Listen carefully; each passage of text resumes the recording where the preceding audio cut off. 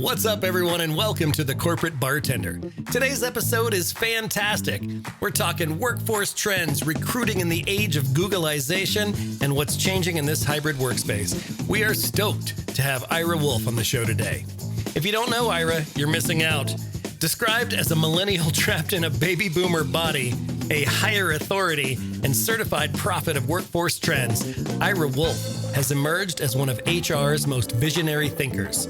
He personifies the passion and mindset required to manage the convergence of the tired, the wired, and technology. His enthusiasm and engaging approach inspires his audience to challenge preconceptions about what it takes to attract, select, manage, and retain top talent, and then take the initiative to make change for them. So buckle up, TCBers, grab your favorite cocktail, and let's get right on into it with Ira Wolfe on today's TCB. Welcome to SkyTeam's The Corporate Bartender. If you work in HR or make people decisions in your organization, this is the place to be. Now pull up a stool, belly up to the bar, and join us for The Corporate Bartender. Nice. Well, welcome everybody to The Corporate Bartender. Here we are. It's freaking June, everybody. June. The year is half done. Episode 89. We've got some fun stuff today. We've got a guest. We've got Ira Wolfe. Say hey to everybody, Ira. Hello. How's everybody doing? Good. We're going to be talking about adaptability and recruiting and HR and all sorts of fun stuff today. Ira's got lots of opinions on things, and he's willing to come share them with us in our community today.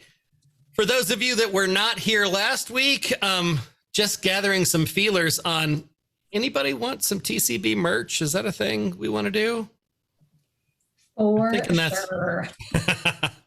I'm thinking we're going to do some test runs. So those that want in, let me know, and we'll make that happen. I see some hearts and thumbs ups coming in the chat. Awesome. Well, thank you guys. So we'll get straight on into the news, and then we'll get to chatting with Ira. Just a couple of articles for you today out of HBR. Two things. The first one is called "The Secret of Adaptable Organizations is Trust." And, it's interesting. We've seen this in clients just in dealing with this new hybrid workplace, and where trust has sort of ebbed and flowed. And, we lost a lot of the context that we got just by being in the same building, in the same physical proximity. Morag and I were talking with a client today. Another example of a leadership team stood up right before or during the pandemic that were already faced with challenges because they're geographically dispersed, but they've been geographically dispersed in a pandemic. So like everybody else, they've been on Zoom, and they haven't been bumping into each other in the coffee and going to happy hour and dinner and that sort of thing. In a time when adaptability is kind of a core competency right now. So there were sort of 4 design principles in this article that I thought were interesting. And first one is addressing purpose, right? If we're going to be adaptable and make some changes, let's be specific about the purpose. Why are we doing that? What are the goals, priorities, rules, boundaries? And try to steer those changes as much as possible. It also talked about providing continuous feedback, which we know from our work with executive teams, that's not always a give me skill. It's a thing that doesn't always come easy. Rarely a give me skill. Rarely. Right. It also talked to, sorry, go ahead. It's sort of like your spouse saying, I told you on our wedding day, I love you. If it changes, I'll let you know.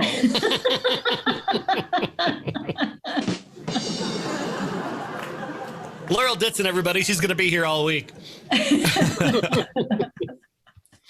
It also talked about nominating owners, pilots, and co-pilots to sort of take end-to-end ownership of these change initiatives. My favorite one was test, don't guess. Run real experiments rather than relying on gut feel.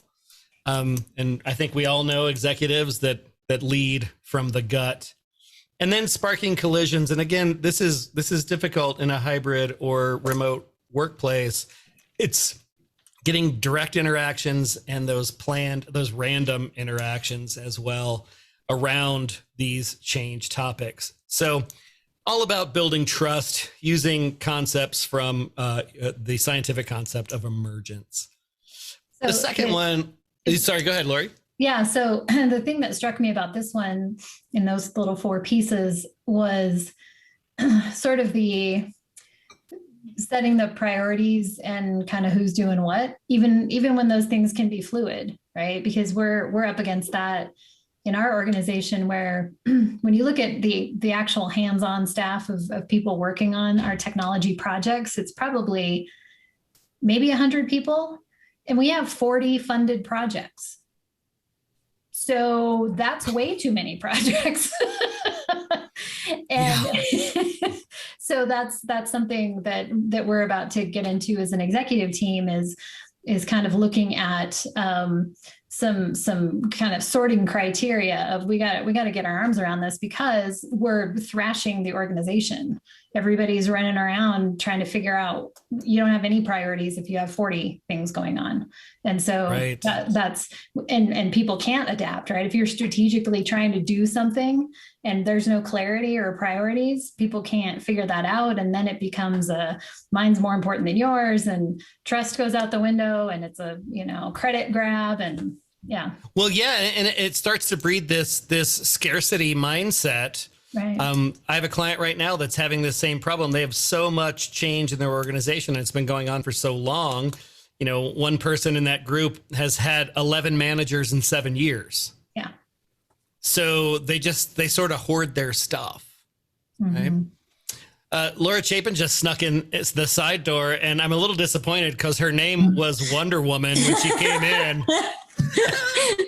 Yeah, sorry about that. That was from my last meeting, and I realized the box was checked that says save name for next meeting. I'm a little disappointed that you didn't leave it, Laura. I could go back. Now, if I was on video, I probably would have left it. But I'm like, if I'm not on video and it says Wonder Woman, you're going to be like, who's skulking our meeting? I actually didn't think that. You weren't on video, Laura, because you have the costume on too. That's it. Hi, Eric. Awesome. Hi, everybody. I've missed you guys. It's been too long since I could.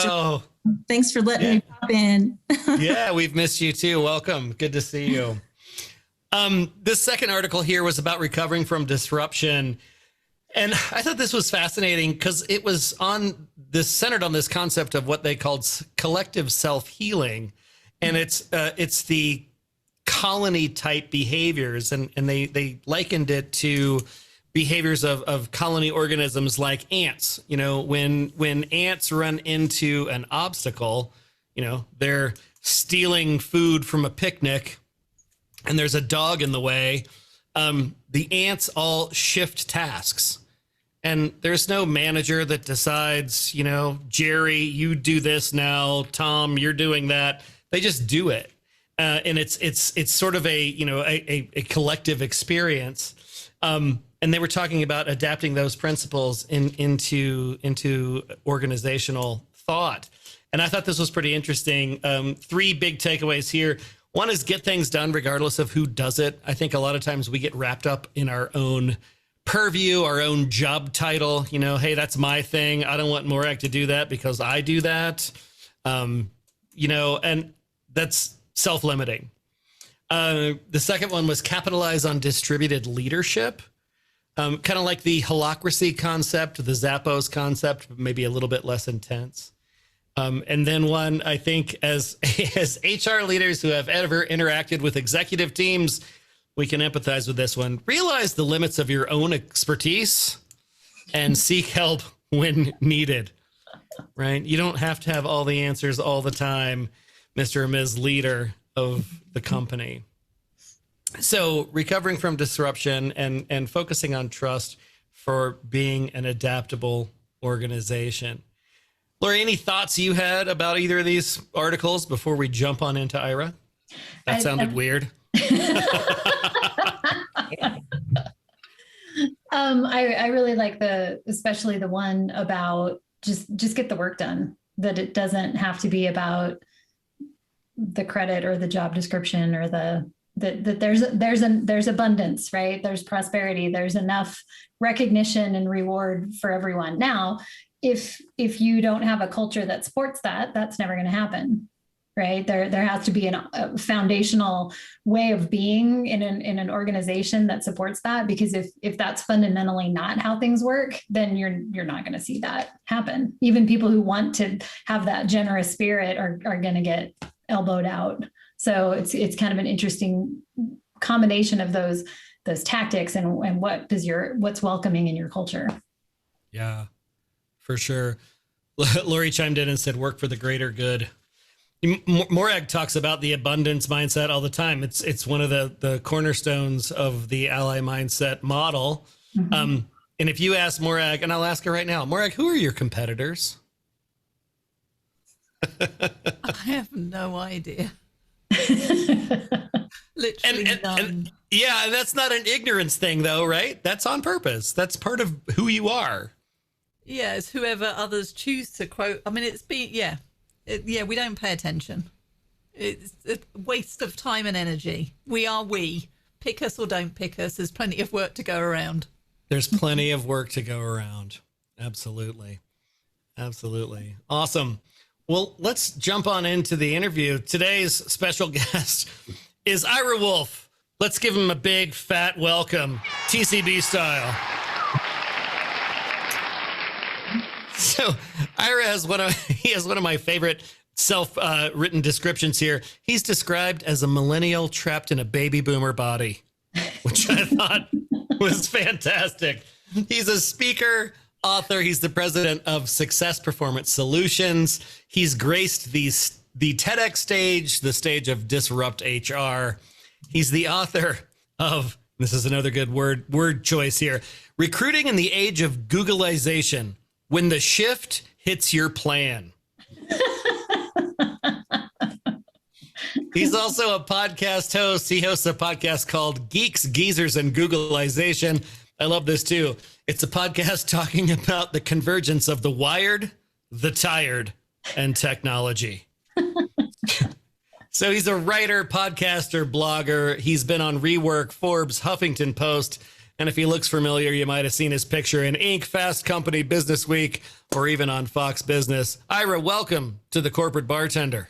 Hey, thanks, Eric. Appreciate the opportunity. And as you can see, it's a real baby boomer body. It's not my costume. You're not going to pull off the mask for a Scooby-Doo reveal? What it is. It is awesome. What it is. Well, tell us a little bit about you, Ira. How did you get where you are to be this sort of expert on recruiting, on HR topics, on keeping up with the future of work?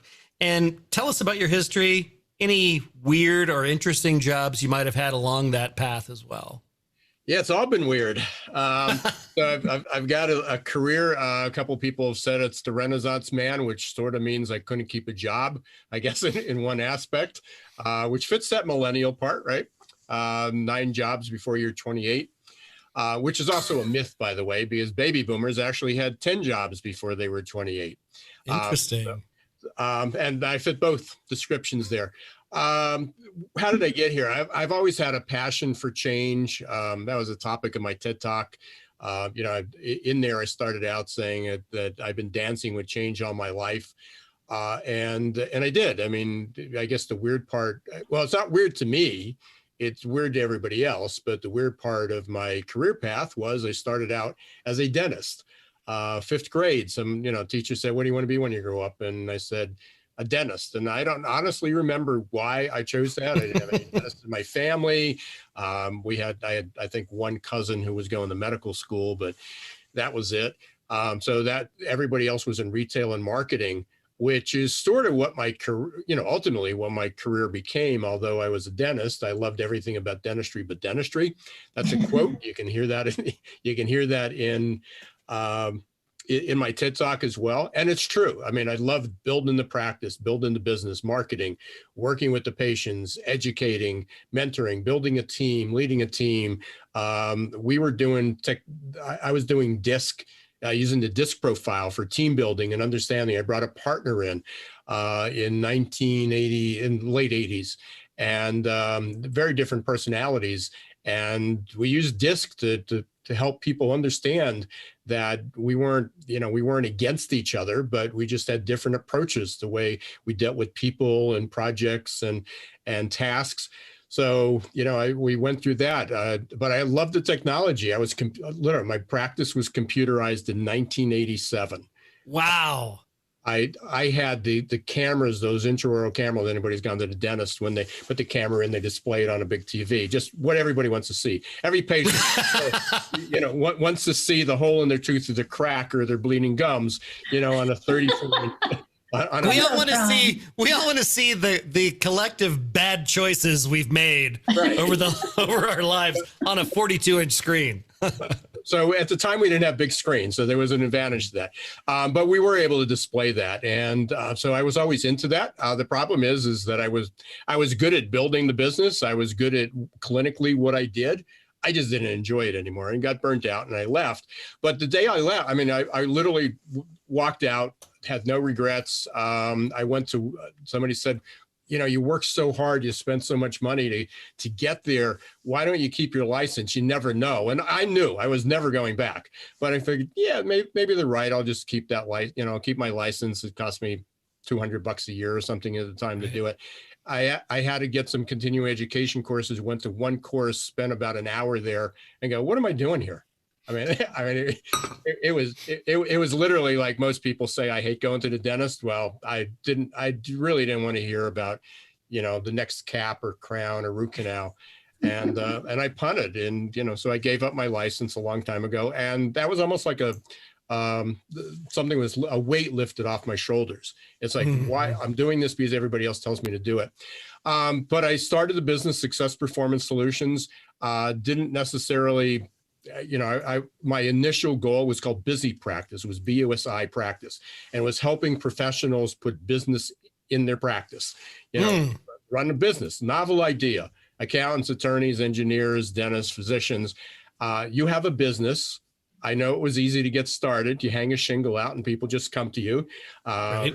But there was no marketing plan. There was no communication plan. There was no leadership. Quickly, within about a year, I realized that was just too hard. that was trying to swim upstream. What I really enjoyed, the diagnosis. I joke, I say I loved critical thinking. I loved the diagnostics of what I did in dentistry, in healthcare. I was a VP. I ended up being a VP of a hospital for a few years. I loved the critical thinking part. I loved the diagnostics. I just didn't like I didn't want to be the surgeon. I didn't want to do the work, that part. But you could apply I could apply my differential diagnosis, what I studied for 20 years. Just call it a different name. Critical thinking does not get covered by insurance. You can't get sued for it either. But it's the same skill set. You talk about, I didn't realize it at the time. I was talking about transferable skills. What are the skills that you have? And even way back when, I'm going back in the 80s, somebody said, in order to find a dental assistant or a receptionist, get somebody who's gone to school or has a passion for it. And sometimes the best place to find somebody who was really good with people was in your local diner. Hire the waitress. Exactly. Transferable skills, customer service skills, doesn't matter what industry that you're in, you can teach people the technical skills. So some of those things I was doing, not because I was trained, I didn't go to school for that. It was literally, I studied it, I learned on the fly. I probably took more marketing and team building courses while I was a dentist than probably enough to get an MBA. But that was my passion. It just felt good. It felt like the right thing to do. And as I said, I came from a family that was all was all retail, and then the next generation all went into marketing. So I often describe even the business I have today is that I have a marketing content creation company that just happens to be in HR. And fortunately, I get to funnel my energies and my passions and my interests, which was studying change, the future of work, working with people, leadership. Went back about 15 years ago and got my, I was going to go back and do my MBA. I'm not sure why. And then there was a master's in leadership and ethics. That was offered. It was actually 20 years ago I started. And it was on a satellite campus, and it was right around the time, for those of you who might remember, like MCI, what was the John Blank, the energy company, Enron. Yeah, going back to those days. So I was talking about the lack of leadership and ethics. I said, hey, it sounds interesting. I'm going to go back and get my master's in that. And again, it just felt good. An MBA didn't seem like it was necessary. Masters in leadership seemed like it was fun. So I've always pursued those, and it shaped the business. And here we are in 2021, and talking about transferable skills, talking about leadership, talking about change, the future of work. That's how I got here. That's awesome. So you've been in this space for quite a while now, this sort of future of work, looking at how recruiting is done. You're the author of the book that's behind you, Recruiting in the Age of Googleization. What prompted the book? So that'll also go back. I mean, some of it was marketing in the late 90s. For those of you who might be on the call who remember, who were around. We're of a certain age, Ira. It's okay. There are a lot of us here in that camp. Yeah. We were in a similar situation, more jobs than there were people. It was the dot-com boom.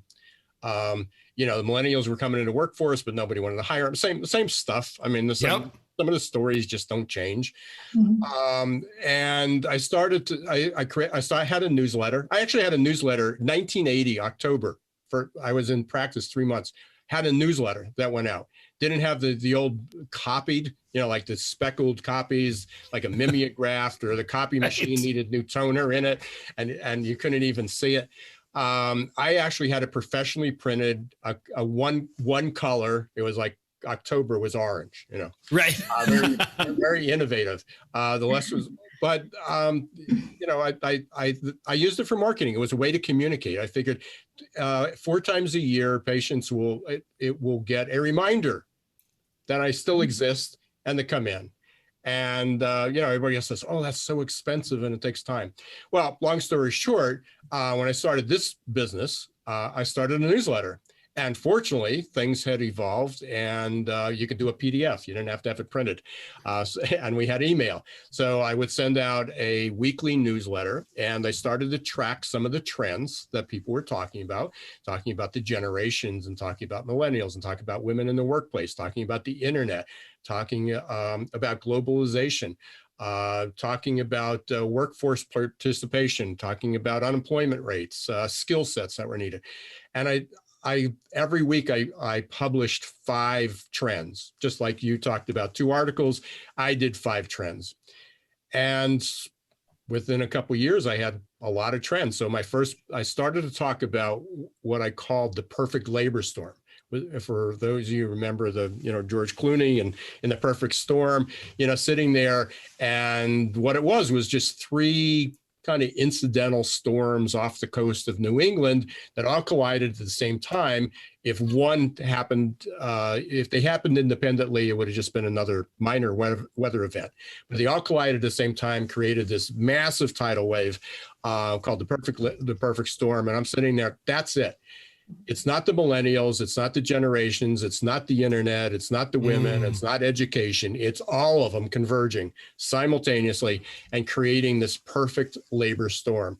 And that became my book. So I published all the trends, talked about it. Perfect Labor Storm, I was going to rewrite it, and ended up one of my next books was Geeks, Skeezers, and Googleization, because everybody said, what do you think about these young kids? What about the millennials? Where did that work ethic go? Where did that attitudes go? And it was just a good topic. It was a marketing topic.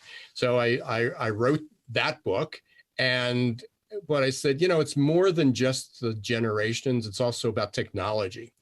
and how each generation, especially the young generation, was affected by technology. No internet, digital age, didn't know banking from going into a bank. You go to an ATM, you can get money anytime you want. So now you just Venmo it. You don't even need to go to the bank anymore. Right. Yeah, I haven't been to the bank. I don't know the last time I went to the bank to deposit anything. I mean, right. Everything. And bank's only across the street. Yeah, literally. I can walk. It's 2 blocks away. So, yeah, again, things have just changed. I mean, it became paperless to most degree. So I we went through that, series, and then the recruiting in the age of Googleization, that I wrote the Geek Skeezers Googleization, and that was like 2008.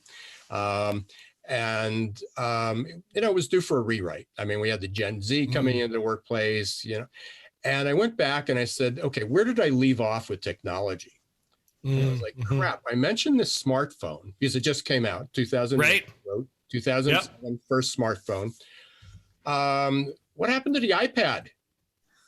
And I go, crap, the iPad didn't come out till 2010. And then we start going into, broadband. My that didn't exist. Yeah, the smartphone, I think, was on 2G or something. I don't know. It's like if you had 1 bar, that was like phenomenal. And we didn't live in a city. I mean, I lived in Lancaster at the time, and I lived in rural Lancaster County with the Amish. I overlooked an Amish farm. So they didn't have these cell towers that you can use it. So it was like, okay, this needs a total rewrite. And I started to write, instead of writing about the generations, I started to write about how fast things were changing and what the world was going to look like. And I had about 130 pages and go, okay, I'm done. And then it was like, what do I do with this? I mean, people will be interested, but how do I sell it? I mean, what's the target market? Who's going to read this? Or am I just going to compete with all the other, with the Simon Sinek's of the world for futurists? Right. And they go, my space, let's tie the 2 books together. Let's tie what the future of work was going to look like. How are companies going to have to change the way they recruit, hire, retain? And so I wrote a second half of the book. And so the first half of the book has nothing to do with recruiting. It just is going to be the world we're going to live in. And, I guess I can get a pat on the back because in 2020, what I predicted was going to be 2025, 2030. Here's the direction we're moving. Turned out to be 2020. So the first half of the book was pretty much on par with what was going to happen. And then the last half of the book is, kind of a 5 steps that you need to look at in ways that you need to change recruitment. And here we are in 2021, and now we're back to more jobs than people. That just came out the other day, Wall Street Journal. The transitions to a hybrid workforce. It's interesting. It's funny. You mentioned about that one article talked about test, don't guess. On my podcast today, I was talking with Victoria Pelletier. She's a VP at IBM. She's the head of North American Talent and Transformation. And I asked her, I said, what can a company do to evaluate, what's the best approach for a hybrid workforce? An incredible idea. Ask the employees what they want. Oh. Don't assume that everybody wants to work at home. Don't assume everybody wants to come back. Don't assume everybody wants to come back on the same day. Ask your employees. Test, don't guess, Yeah. It applies in so many different ways. Yeah, it was interesting. We talked about that just last week because we had a client and a bartender guest who they had spent the last few months putting together a plan for return to work. And then they did a survey of the employees, and they found out that the employees did not want what was in their plan. And they were like, oh, so what do we do now? Right. And we had this discussion around how much say do employees get in that process? Right. When, Lori's going through it right now, just trying to balance a return to work plan with the changing nature of the world and the changing needs of employees. What are you seeing out there, Ira, in terms of these return to work plans and the trends in that space? The economy took off. Everybody got back their wishes, what they wanted to go back to normal. Nobody's going back to normal, but right. Yeah. Normal. We're going to open up, and we're going to, the only thing that's normal was things like the Indy over the weekend, 150,000 people packed into a stadium, events, concerts are coming back. So all that, that'll feel normal. The rest of life is probably not going to feel normal. What am I seeing is the planes took off, and I'm not seeing any plans. The plan, or I'm seeing plans, and it's like there's not a way to implement it. It's literally it's like that 5-year strategic plan that you went away for 3 days. You come out with a plan, stick it on your shelf, and then we'll see if it plays out. We're actually not going to have any effort of making it work. McKinsey, again, there's so much that's happened even in a short week. There was just an article that McKinsey put out, and it was interesting that before the pandemic, 99% of companies, executives, said that it was critical that workers spend 80+% of their time at work. 99%. There was 1% that could spend less than 80%. Post-pandemic, only 10%. Wow. They need to require people to be 80%. Now, the sweet spot was like 50%, 50 to 80%. And the challenge is when these plans are created, they're almost binary. It's one or the other. Yeah. Or maybe there's 3 choices. We're going to have all remote, all on site, or in between. The problem with the in between is there's 98 shades of gray. Yeah. Yep. What that means. And what my vision as a manager is, well, let's say Monday, Wednesday, and Friday, or Monday, Wednesday, Thursday, we want our employees to be here.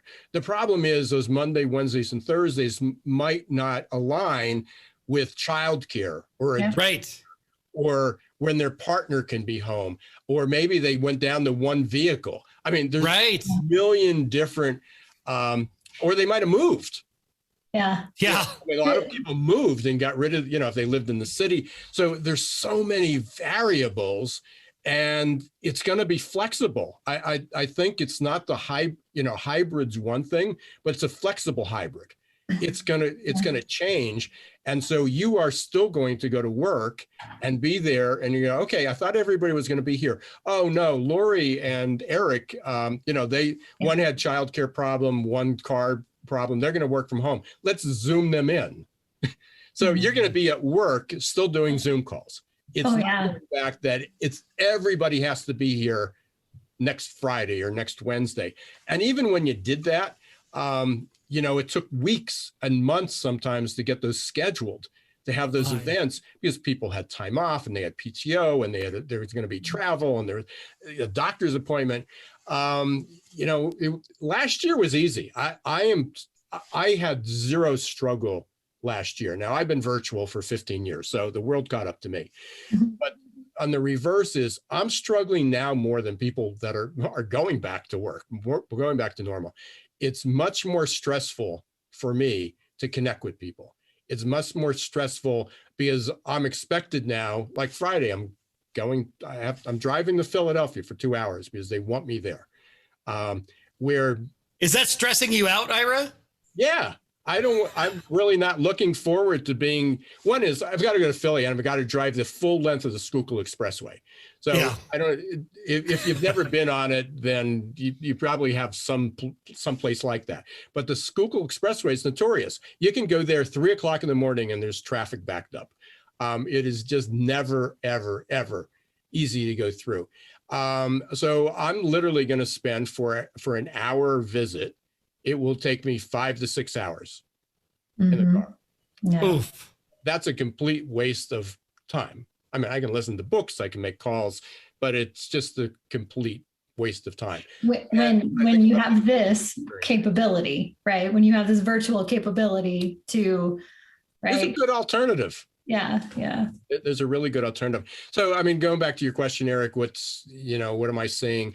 There's lots of discussions about hybrid plans. I think a lot of people didn't expect the world to pick up steam as quickly as it did. Consumers had a lot of money saved over last year. Businesses had a lot of money. The stimulus, I mean, there's a million reasons why, but the economy is doing really well. The job market's doing, the job market's doing well. There's 8.1 million open jobs right now. That's more jobs. It's 500,000 more jobs than pre-pandemic, which was the record. Wow.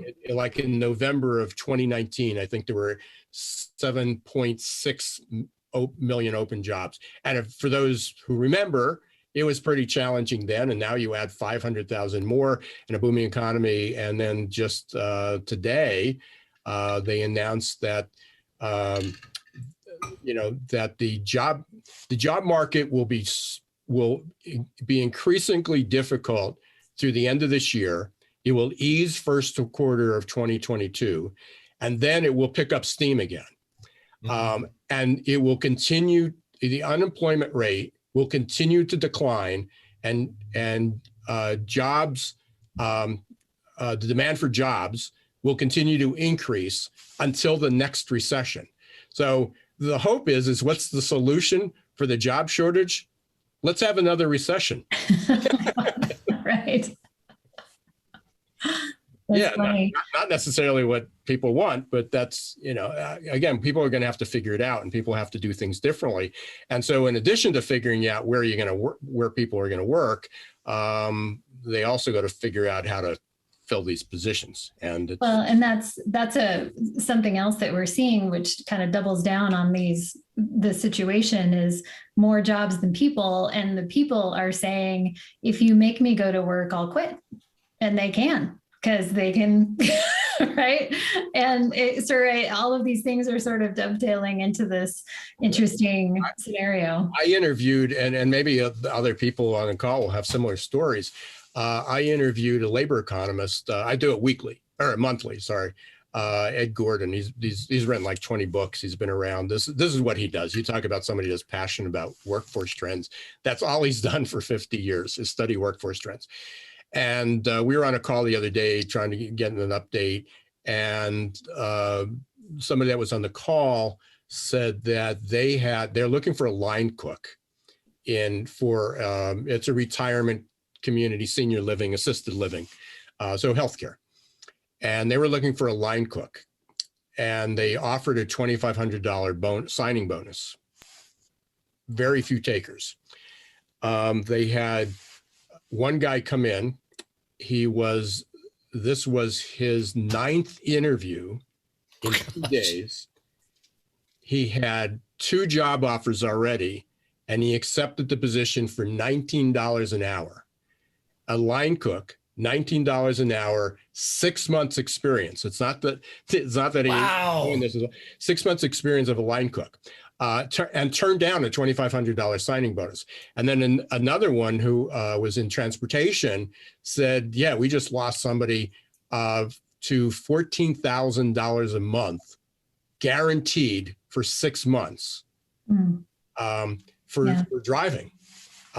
So, that's the market. I mean, it's crazy. I mean, this is going back to going back to 1999, early 2000s with the dot-com boom, when they were pulling kids out of high school, guaranteeing they were going to millionaire if they can code, if they knew how to code. Now it's going to be, almost any job. So that's the market we're in. And, it's the wild, wild west. And so in addition to figuring out a hybrid workforce, and people have choices. And if they say they're going to quit, people are going to have to learn to accommodate. The flip side of this goes back to our leadership, by the way. And you talked about leadership in the 2 articles. Leading a hybrid workforce is not the same. I mean, not only aren't the people there, but a lot of managers struggled managing and leading teams when people showed up for work. That's right. Now that they may not even know them, they're going to hire people. They're not going to see them on a regular basis. They're really going to have to be able to lead with metrics, with outcomes, not necessarily managed by walking around. It's leadership. I'm more worried about leadership than I am, the people. I mean, I think work can get done, but there's going to be a lot of managers and leaders that really botch it up. Yeah. Hey, Ira, I have a recruitment question for you that's kind of a niche that I'm super curious about your kind of your experience with it and where things are now. So I work in a technology company, a lot of engineers, and one of the things that we're trying to do better with is hire more women into the workplace. And so this has been kind of a longstanding issue and now probably compounding by the supply and demand question. But, you know, the number of women who go into engineering and then the number of companies that are looking to hire engineers, and then you're trying to compete and all of those things. But I mean, sometimes it's really just down to the basics of how do we get their attention? How do we find them? How do we, entice women into it? I'm curious what your thoughts are around that. Yeah, that's a challenge. I mean, it's a really interesting question and really challenging. So my mind immediately goes back to an acronym that I created, which was REACH, and REACH is how do you reach them? How do you engage them? And then that's the RE, and then A was what's the application process look like? C is having a conversation, acknowledge them, don't allow people to go into the black hole, and then the H was hiring, which essentially is onboarding, but hiring doesn't stop when you extend the job offer. Right. Got to go beyond it. So if we take that model and we look at what you're talking about, it really becomes the R and the E. It's how do you reach them, and then how do you engage them, and more than just saying here's a good site or let's target women. Okay, right. That's a tactical side. The engage part's tough. So part of it is what's the brand? I mean, if I'm a woman and I go to the website, what impressions do I have?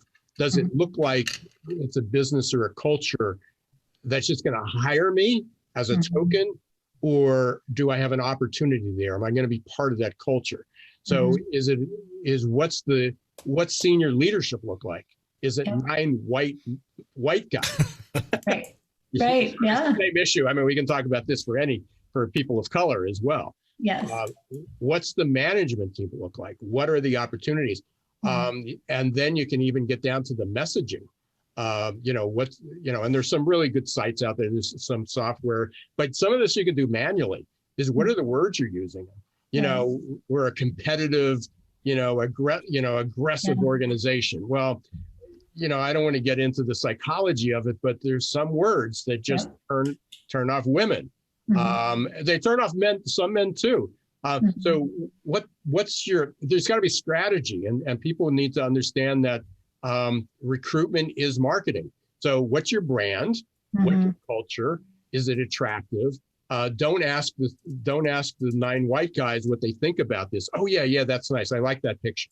Right. Ask women, female engineers, ask people who turned you down, or, what were the reasons? But also, this came from, if you're familiar with Fairy Godboss, and actually this came from HBR, but it was, I just talked the other day to Georgine Hung and Romy Newman. And they, in one of the white papers that they had a study, and it actually has a lot to do with even the makeup of the interview. So let's say you attract a couple qualified engineer candidates, female candidates, and you bring them in. If it's what's the slate look like? If you have 3 women and 1 man as the final slate, there is I can't remember the exact percentage, but there's like a 67% chance the female will be hired. If you have 2 women and 2 men, there's a 50% chance. That's good. If you have 3 men and 1 woman, there's a 0% chance that woman will be hired. Wow. So even when you have, and there's a pretty large study. So statistically, sometimes it's you do everything right. You check, you get the marketing, you attract them, you get the culture, you get the imaging, and you say, listen, we have the 4 top candidates, but one of them's a woman. Psychologically, that woman has 0 chance of being hired. Interesting. Wow. So there's so much more involved in doing it. And everybody says, we have a good slate. but it doesn't mean they're going to accept the job.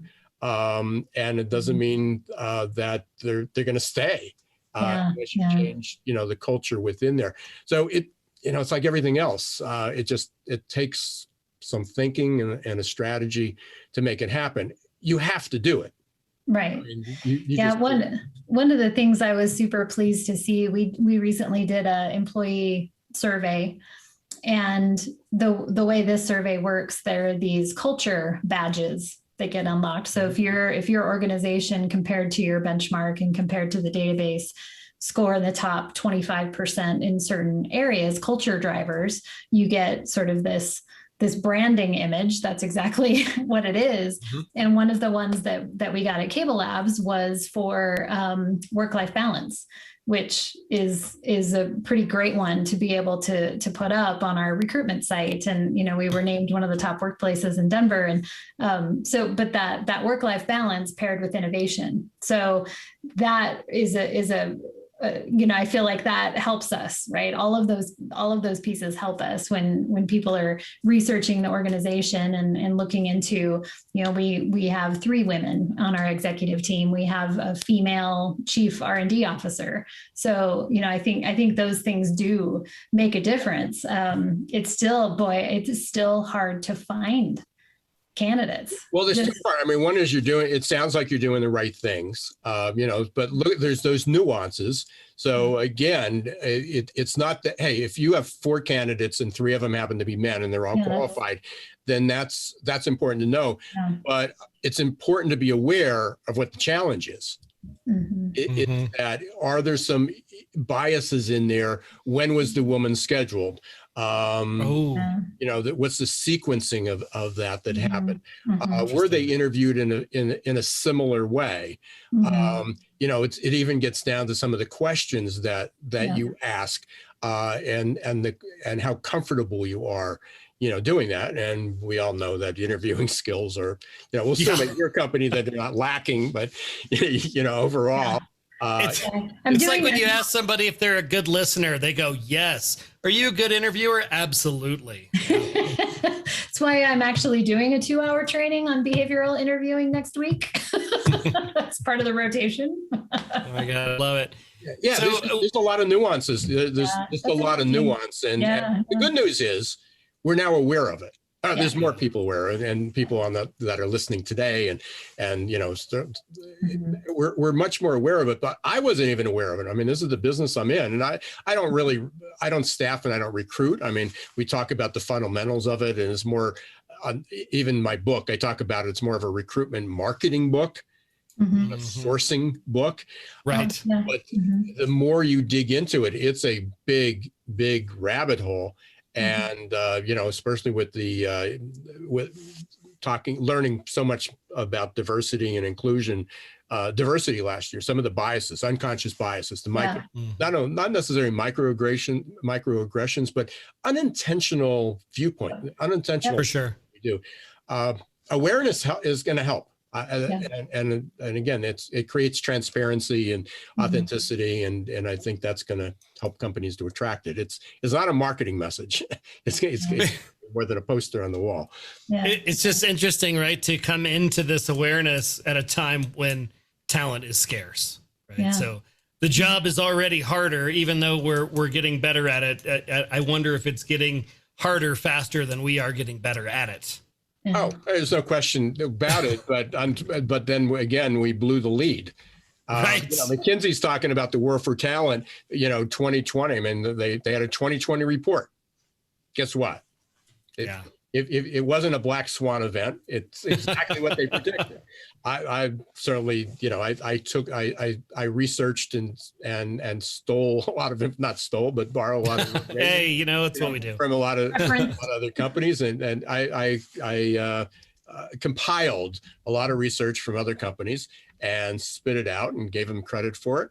But frankly, the map was on the wall, the direction was on the wall where we're headed, and here we are, and companies are struggling. So, but now we're going to have to work extra hard to pick up.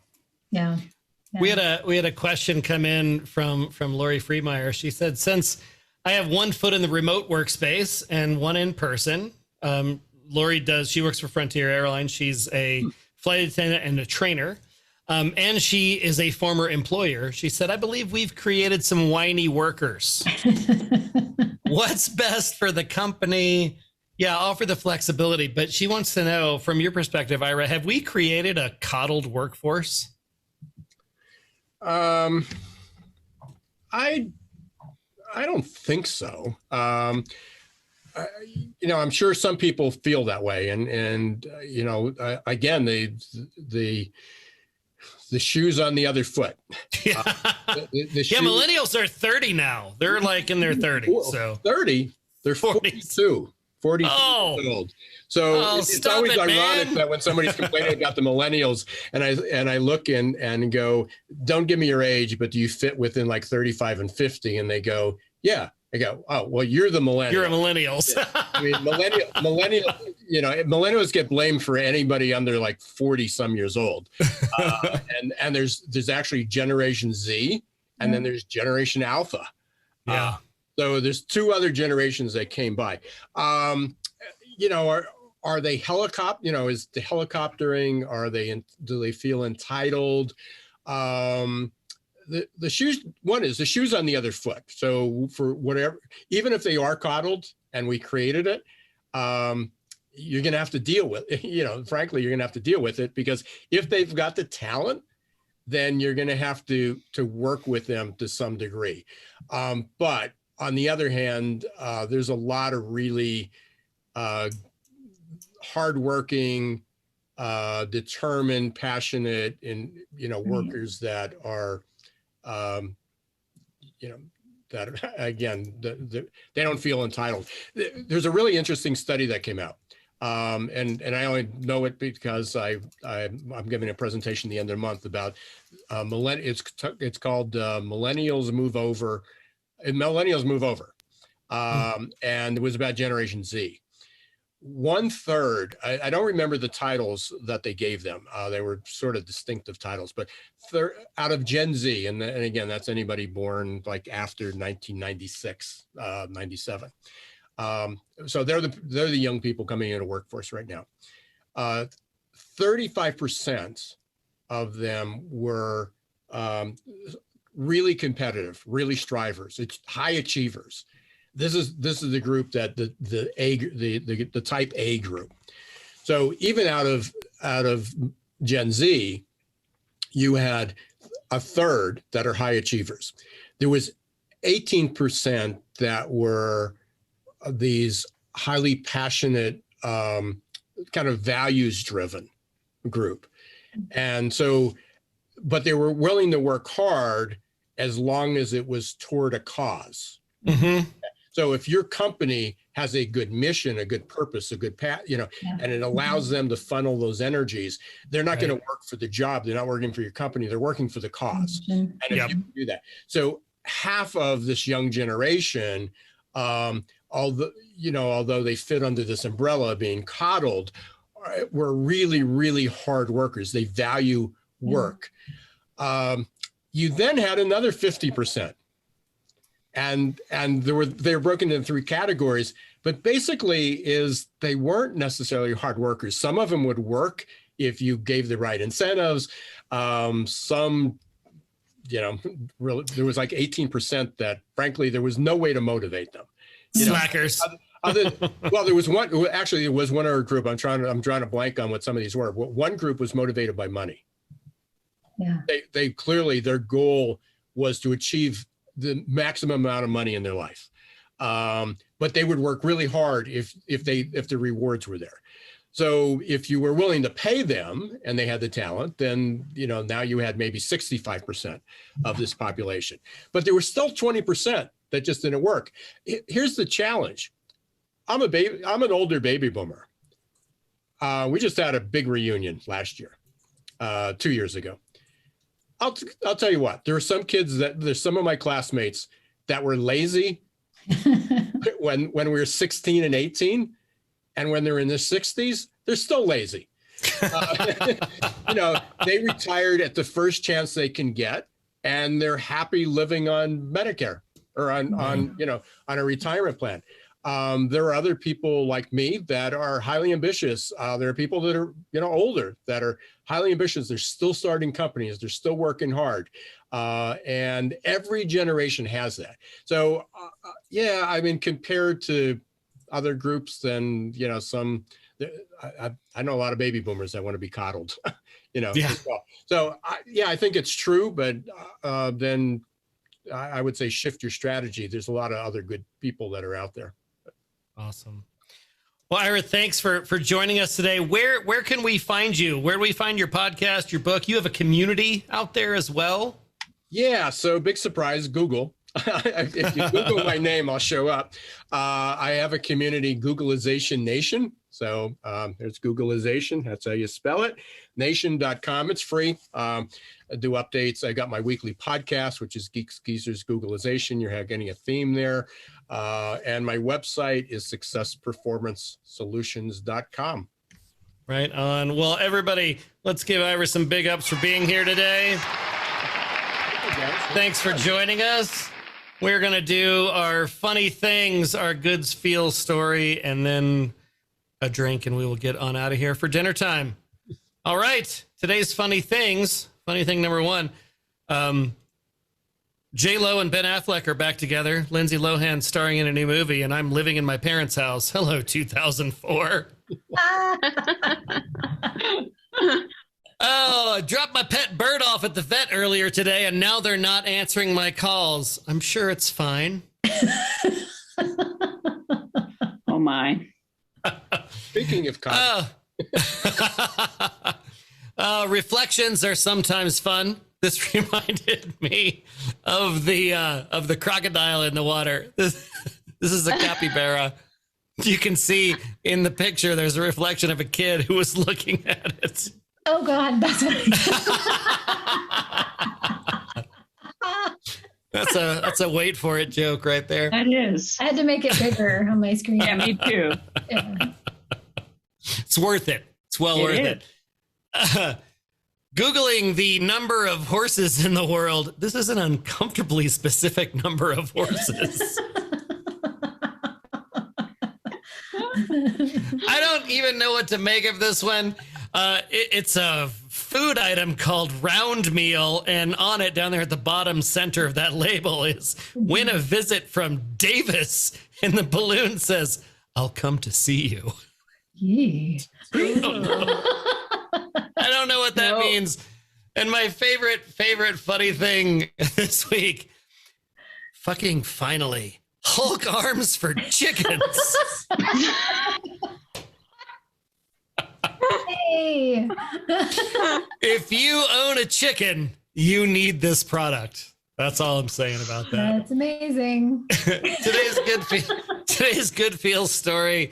This happened in Wayne County, Michigan. There was a drug dealer who got busted in a sting operation, and the judge he had to stand in front of didn't buy his whole drug dealerness, and he challenged him to become the CEO of a Fortune 500 company, and he was facing 20 years in prison. The judge, who just didn't feel right about that, gave him 3 years probation, and that same judge swore him in as a lawyer this week, which I thought, that's pretty cool. That's pretty cool. Yeah. Today's semi-quarantine cocktail, it's the Killer Iguana. It's a riff on a pitcher of Beat the Heat slushies. You're going to need one Florida man. You can see where this is going. Oh, no. Some frozen raspberries. Who beats an iguana? What? Yeah. You're going to need a bottle of white wine. The dude claimed the wild iguana was first to engage with physical and violence during the encounter. So you're gonna need some sparkling raspberry lime water. Yeah, it's the he started it defense. Some vodka.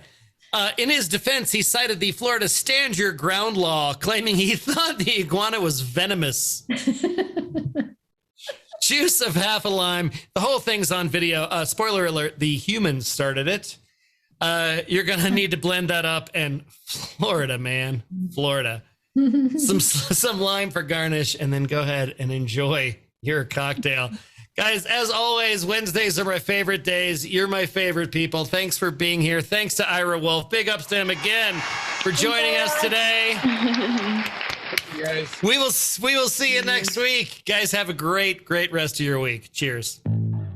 Thank you so much for joining us today. If you had a good time and learned a thing or two at today's happy hour, please share it with your friends.